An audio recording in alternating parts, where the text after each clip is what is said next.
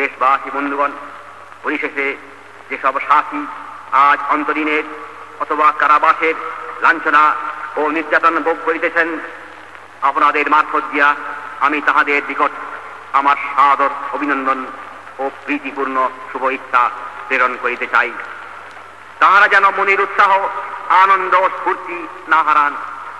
তাহাদেরকে গিয়া বলুন যে মাতৃভূমির সম্মান ও মর্যাদা তাহারাই রক্ষা করিয়াছেন। তাহাদের লাঞ্ছনা ও নির্যাতন পৃথিবীকে জানাইয়া দিয়াছে যে পরাধীন ভারতবাসী আজ ইংরাজের সহিত সংগ্রামে নিরত। আমরা যাহারা আজ ভারতের বাহিরে কাজ করিতেছি, আমরা তাহাদের গর্বে গর্বিত।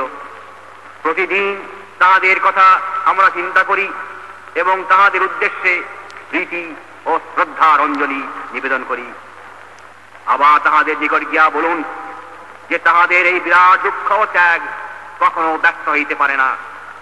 ভারত পুনরায় স্বাধীন হইবেই হইবে এবং স্বাধীনতা সূর্য উদয়ের খুব বেশি বিলম্বও নাই। স্বাধীন ভারতে সকল কারাগারের লৌহ কবাট উন্মুক্ত হইবে এবং ভারত মাতার শ্রেষ্ঠ সন্তানেরা তখন কারা প্রকোষ্ঠের অন্ধকার হইতে মুক্তি ও আনন্দের নির্মল আলোকে বাইর হইয়া জয়মাল্যে ভূষিত হইবেন। ইনকিলাব জিন্দাবাদ, আজাদ হিন্দ জিন্দাবাদ। For more exclusive contents, visit noisplanet.in.